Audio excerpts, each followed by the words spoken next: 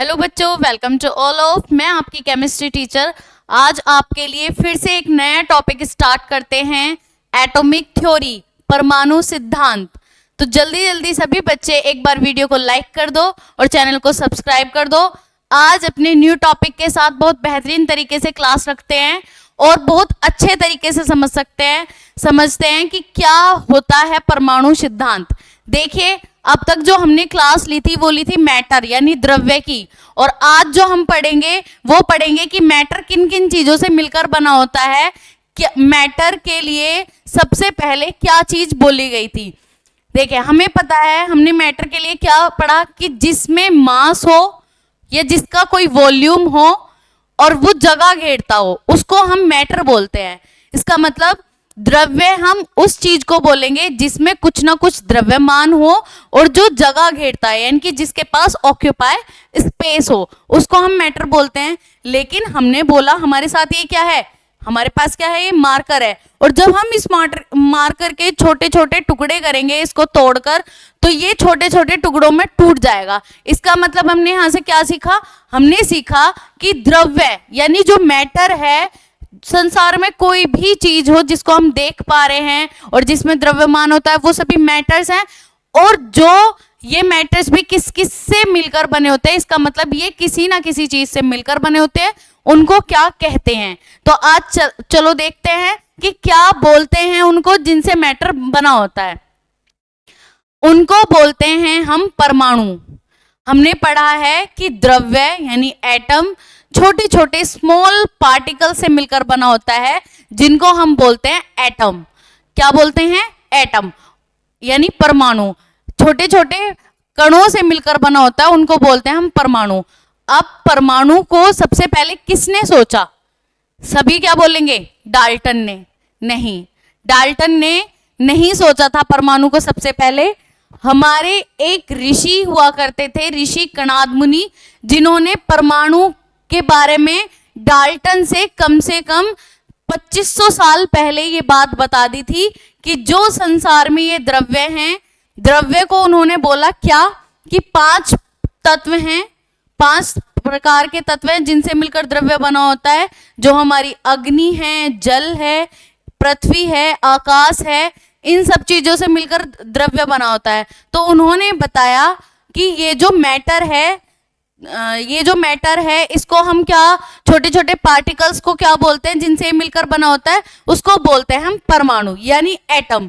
लेकिन इस बात का कोई साइंटिफिक रीजन नहीं निकल पाया, उन्होंने कोई अपना एक्सपेरिमेंट नहीं दे पाए। जैसे अब आज सभी बोलते हैं कि भाई एक्सपेरिमेंट करके दिखाओ, तुमने ये बात बोला है तो मतलब सत्यापित करो, तभी तो हम तुम्हारी बुक में लिख सकेंगे। जैसे हमारे पास है, अगर हम कोई भी चीज नहीं देखते हैं और उसको हम एक्सप्लेन नहीं कर पाते, तो क्या वो हमारी बात बुकों में छपती है? नहीं, उसको कोई नहीं जानता, वो हमारा विचार हम तक ही सीमित रहता है। इस तरीके से ऋषि कणाद मुनि थे, इन्होंने एटम को यानी परमाणु को सबसे पहले बता दिया था। जैसा आपको दिख रहा है, दुनिया का सबसे पहले परमाणु से परिचित कराने वाले महर्षि कणाद मुनि, यानी 2400 साल पहले इन्होंने क्या कर दिया था, परमाणु को बता दिया था, यानी एटम को बता दिया था कि जो मैटर है वो स्मॉल पार्टिकल्स हैं जिनसे मिलकर बना होता है। उन स्मॉल पार्टिकल्स को बोलते हैं क्या, एटम। अब इन्हीं से प्रेरित होकर कह सकते हैं या फिर चोरी करके विचारों को कह सकते हैं कि डाल्टन ने अपना परमाणु सिद्धांत दिया था, जिसको हम बोलते हैं डाल्टन्स एटॉमिक थ्योरी। क्या बोलते हैं, डाल्टन्स एटॉमिक थ्योरी। तो हमारे ऋषि कणाद मुनि थे ये, जिन्होंने एटम के बारे में पहले बता दिया था बिफोर जॉन डाल्टन। देखिए, जॉन डाल्टन से 2500 साल पहले, इसका मतलब 600 बीसी, बिफोर क्रिस्ट यानी कि क्रिस्ट के जन्म से 600 साल पहले इन्होंने बता दिया था कि परमाणु होता है जिनसे द्रव्य मिलकर बना होता है, यानी वो एटम होता है, जो वो स्मॉल पार्टिकल्स हैं जिनसे मिलकर मैटर बनता है, उसको बोलते हैं हम atom. He started that the smaller indivisible form of matter is परमाणु।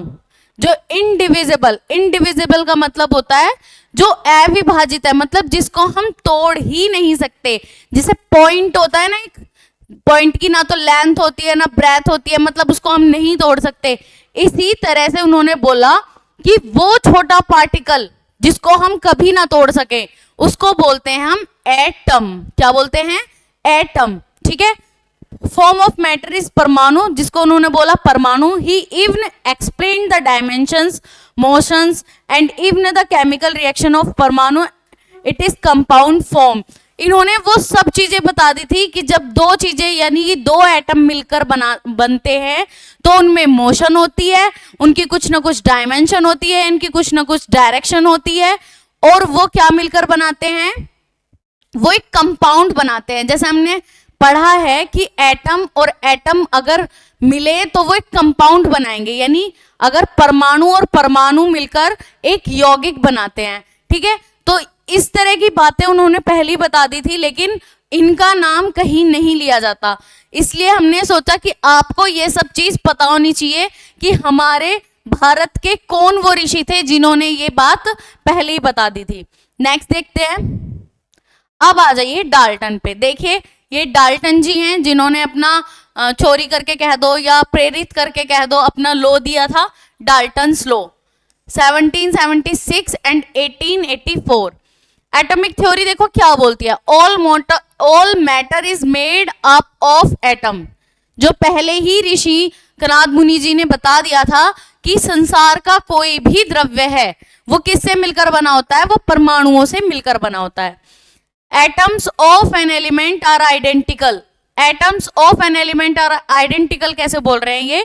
ये कह रहे हैं कि कोई भी एटम है, हाइड्रोजन का एटम है तो वो हाइड्रोजन का एक एटम की शेप जिस तरह से रहेगी, चाहे 1000 एटम्स हो हाइड्रोजन के, उनकी भी शेप सेम वही रहेगी जो पहले हाइड्रोजन की थी।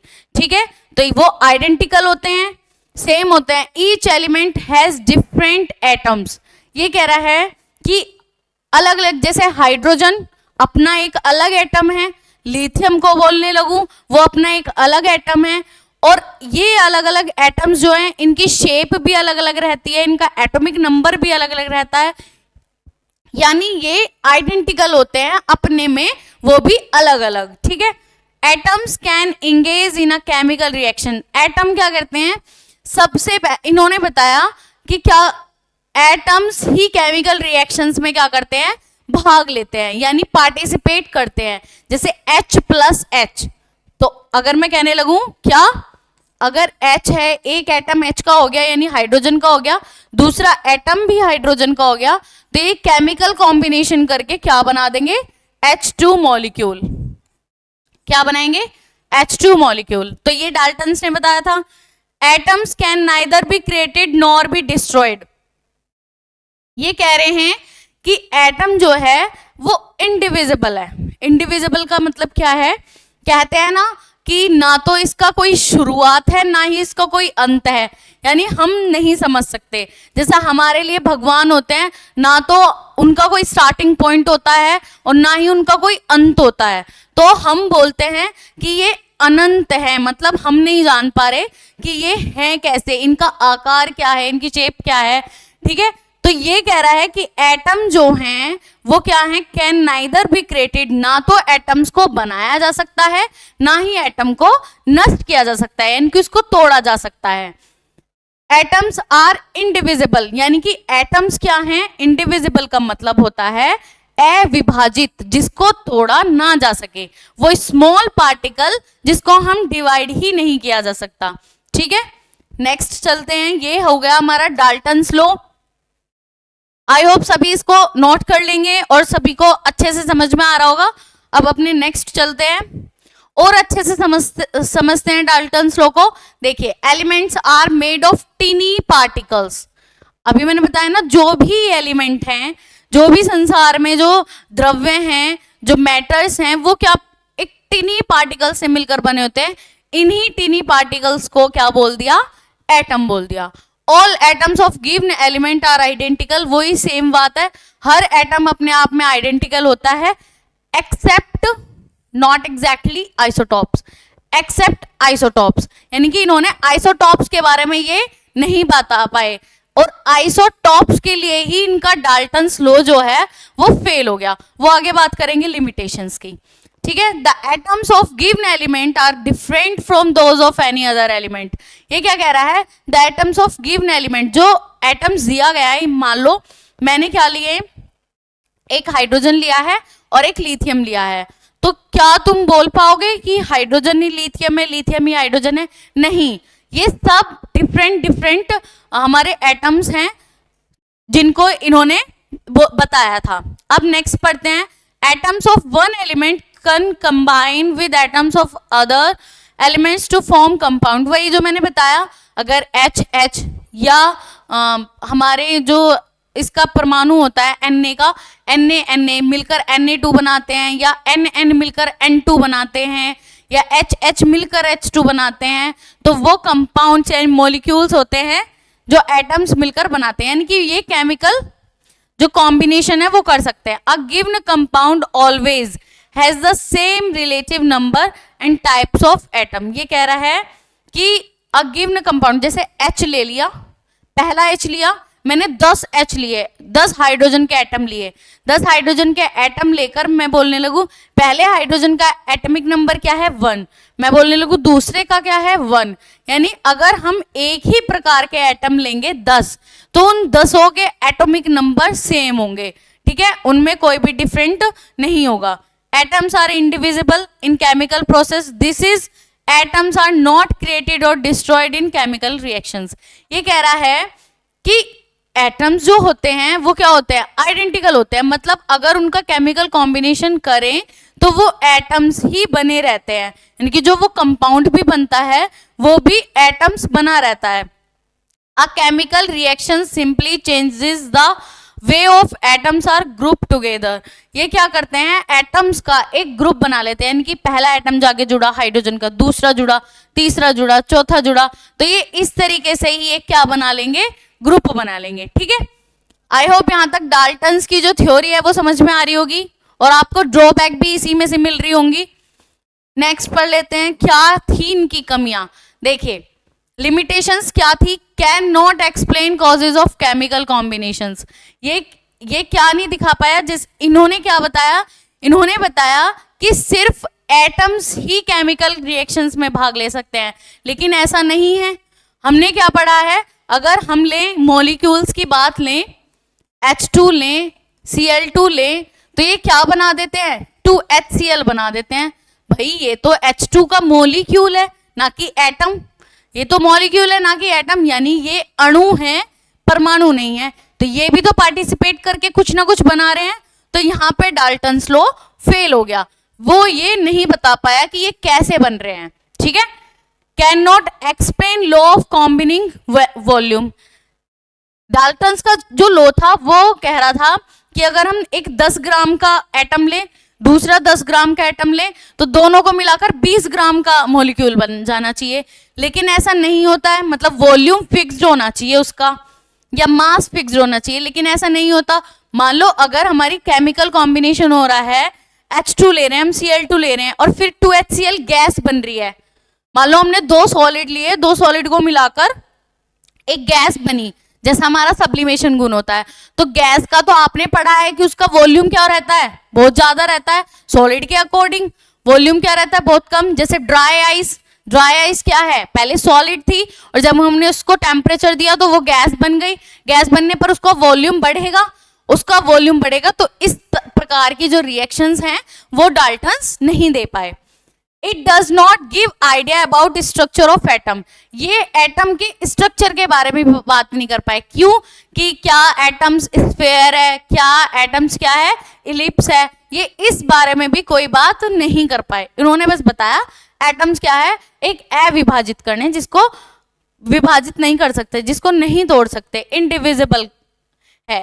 It does not distinguish between the ultimate particles of an element and compound, ये हमारे विभेद भी नहीं बता पाए, जैसे H प्लस H मिलकर H2 बनाते हैं, तो ये क्यों बनाते हैं, ये इसके बारे में डिफरेंस भी नहीं बता पाए कि क्या H2 मिलकर इसका आकार बढ़ेगा घटेगा, इस तरह की कोई भी बात ये नहीं बता पाए। It does not give idea about isotopes and isobars, वही मैंने जो बात की थी, इन्होंने क्या कहा था कि जो एटम्स हैं वो अपना एक अलग अलग हैं, इसका मतलब अपने आइडेंटिकल हैं, लेकिन आइसोटॉप्स के बारे में इनकी बात गलत हो गई थी। क्यों? अगर मैं कार्बन लूं C612 तो C612 भी होता है, 6C13 भी होता है, 6C14 भी होता है। भाई इनके तो एटॉमिक नंबर सेम है, लेकिन एटॉमिक मास तो सभी के डिफरेंट है। तो क्या तुम ये बोलोगे कि ये कार्बन ही है, ये 6C12 वाला ही कार्बन है? नहीं, इनके एटॉमिक मास बढ़ चुके हैं। तो ना तो ये आइसोटॉप्स के बारे में बता पाए और ना ही ये आइसोबार्स के बारे में बता पाए। ठीक है, नेक्स्ट देख लेते हैं। Dalton's theory states that atoms are indivisible, but the subsequent works of various scientists prove that atom consists of various subatomic particles. देखिए, डाल्टन्स ने क्या बताया था कि मतलब एटम को हम नहीं तोड़ सकते। एटम जो है वो स्मॉल पार्टिकल है, एक टिनी पार्टिकल है, छोटे से छोटा। लेकिन इनकी गलत बात किसने की? इनको फेल किसने किया? इनको फेल किया जब एटम की स्ट्रक्चर के बारे में लोग सोचने लगे। अब वो लोग कौन थे? वो लोग थे इन्हीं के ही भैया, कौन? रदरफोर्ड, जिन्होंने किसकी खोज की थी? प्रोटॉन की। इलेक्ट्रॉन की खोज किसने की थी? जे थॉमसन ने। तो और न्यूट्रॉन की खोज किसने की थी? जेम्स चैडविक ने। यानी कि इन तीनों साइंटिस्ट ने इनकी बात को गलत कर दिया कि भाई ये बताओ कि चलो मान लिया छोटे से छोटा पार्टिकल क्या है? एटम्स हैं। लेकिन ये बताओ जब हम जैसे स्केल होती है, स्केल को हम क्या करते हैं? अपने तेल वाले बालों में रब करते हैं और उसे कागज के पास ले जाते हैं। अब स्केल भी किसी ना किसी से मिलकर बनी है, स्केल भी एटम से मिलकर बनी है, यानी छोटे छोटे पार्टिकल से मिलकर बनी है। क्यों? क्योंकि स्केल द्रव्य है और बाल भी और वो कागज भी। तो उन्होंने बोला कि जब हम इसको रगड़ते हैं उसके बाद हम कागज के पास ले जाते हैं तो क्या होता है? वो अट्रैक्शन होता है, इसका मतलब आकर्षण होता है। तो जब एटम को तोड़ ही नहीं सकते तो इसमें अट्रैक्शन का गुण आया कहां से? ये अट्रैक्शन क्यों हो रहा है इसमें? तो वहां से इनकी थ्योरी फेल होनी स्टार्ट हो गई, जिसकी जब खोज हो गई थी हमारी इलेक्ट्रॉन, प्रोटॉन, न्यूट्रॉन की। ठीक है, Dalton's theory states the atom are unchanging, but subsequent experiment of scientists prove that one atom can be converted to another atom. ये कह रहे हैं कि एटम्स को हम क्या नहीं कर सकते? कंबाइन करके अलग नहीं कर सकते। लेकिन कुछ साइंटिस्टों ने जब केमिकल रिएक्शंस की तो एटम्स मतलब पहले वो कुछ और एटम थे और वो केमिकल रिएक्शंस करके कुछ और बन गए। जैसे हम जो कल रिएक्शंस कर रहे थे उसमें क्या था? Fe था, और Fe यानी एक एटम हो गया। Fe के पास मतलब जब रिएक्शन की किसने? एनवायरमेंट में प्रेजेंट O2 ने, तो उसके पास क्या लग गया? लोहे पे क्या लग गया? जंग लग गया। जंग लगने के बाद उसने क्या बनाया? Fe2O3। तो क्या वो अब भी Fe रहा? नहीं रहा। तो इस चीज में ये फेल हो गए थे। ठीक है, तो ये थी हमारी डाल्टन्स की ड्रॉबैक। जितनी भी उन्होंने बात की थी उतनी ही उनकी बातों में कमियां निकल गई, लेकिन शुरुआत तो की। तो यही हमारा डाल्टन्स थ्योरी थी। तो आप इसको अच्छे से पढ़िए। आई होप आप सभी को सब कुछ क्लियर हो गया होगा। Thank you everyone. आप सभी को मेरी तरफ से राधे राधे, जय श्री राधे कृष्णा सभी को।